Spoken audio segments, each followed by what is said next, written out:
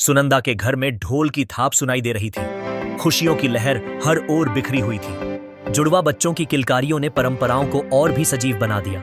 गोकुल ने अपने सामर्थ्य से बढ़कर उत्सव का आयोजन किया, लेकिन रिश्तेदारों की मांगें बढ़ती जा रही थीं। छोटी ननदों ने सोने की चाहत जताई, पर गोकुल का जवाब था वास्तविकता से भरा। बहू अपने कानों के झुमके खोलकर ननद को दे दो। बाहर ढोल नगाड़े बज रहे थे।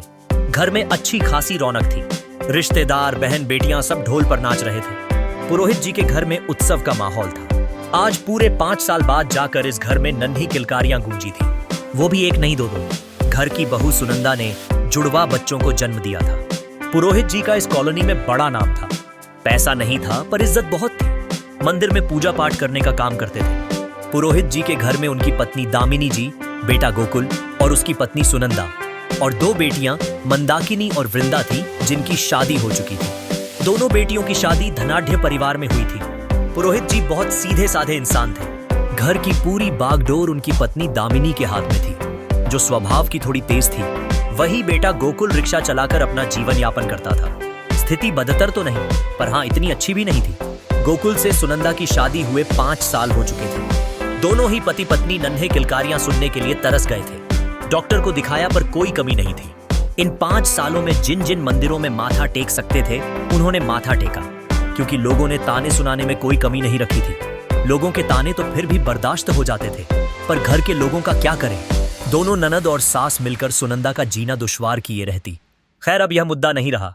ढोल नगाड़ों की आवाज में वो सारे ताने दबकर रह गए।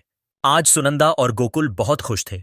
इतने खुश की स्थिति ना होने के बावजूद भी कर्जा लेकर गोकुल ने आज का कार्यक्रम आयोजित किया था। सुनंदा ने खूब मना किया था, लेकिन उसे दामिनी जी ने यह कहकर चुप करा दिया कि बच्चों के भाग का खूब मिलेगा।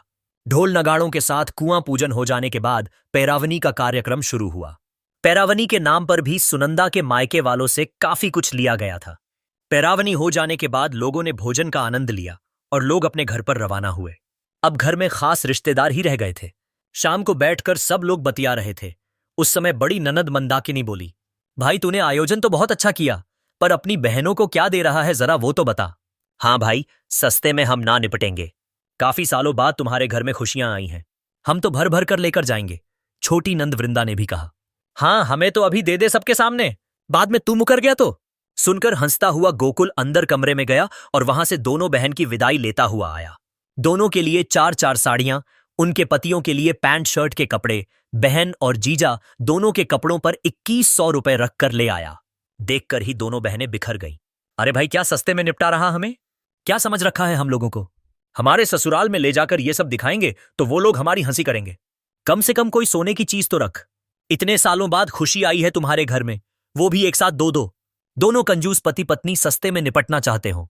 दोनों की बात सुनकर गोकुल ने कहा, अरे दीदी, मजाक मत करो। आपको पता है ना सोने के भाव क्या हो रहे हैं। मेरी इतनी हैसियत नहीं है कि मैं तुम्हें सोने के कोई चीज दूं। जब हैसियत नहीं थी तो इतना बड़ा प्रोग्राम करने की क्या जरूरत थी?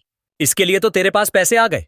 अभी तेरी बीवी पर खर्चा करने के लिए भी तेरे पास पैसे आ गए, जो उसके लिए काजू बादाम लेकर आया है। और तो और मालिश वाली भी रखवा दी। बस बहनों को देने के नाम पर ही रोना आता है। कैसी बात कर रही हो तुम? वह अभी नई नई मां बनी है, उसे जरूरत है इन सब चीजों की। अच्छा, अपनी बीवी की जरूरत का ख्याल है, लेकिन अपनी बहन की इज्जत का ख्याल नहीं है तुझे। अरे इतना सा तो हमारे यहां पर काम करने वाले लोगों को दे दिया जाता है। अरे ये छोटी तो कल अपने ससुराल जाएगी, पर अभी तेरे जीजा जी मुझे लेने आ रहे हैं। मैं ससुराल जाकर क्या मुंह दिखाऊंगी? माहौल बिगड़ता देखकर दामिनी जी बोली, अरे तुम लोग लड़ो मत, मैं देखती हूं क्या कर सकते हैं। वो वहां से उठकर गोकुल के कमरे में चली गई और सुनंदा से बोली, बहू, तेरे पास से कोई सोने चांदी की चीज तेरी बड़ी ननद को दे दे। इतने शुभ अवसर पर इनको क्या नाराज करना। पर मां जी, मेरे पास तो ऐसा कुछ भी नहीं है। थोड़ी देर दामिनी जी चुप रही, फिर बोली, बहू, तेरे कानों में जो सोने के झुमके हैं, इन्हें खोलकर अपनी ननद को दे दो। पर मां जी, मेरे पास तो ले देकर यही कान के झुमके हैं। अगर वो भी जीजी को दे दिए तो मैं क्या पहनूंगी बहू? अपने घर की भी इज्जत है। तुझे इनके भाग का और मिलेगा। बड़े जमाई जी आने वाले हैं, फिलहाल तेरे झुमके ही दे दे। आंखों में आंसू लिए सुनंदा ने चुपचाप अपने कानों के झुमके खोलकर दे दिए, जिसे लाकर दामिनी जी ने अपनी बड़ी बेटी को दे दिए। जिसे देखते ही छोटी बेटी बोली, और मां मैं? मुझे तो नहीं दिया, चुप कर। अभी पहले बड़ी को विदा करने दे। तू तो सुबह जाएगी, इतने में बड़े जमाई भी आ गए।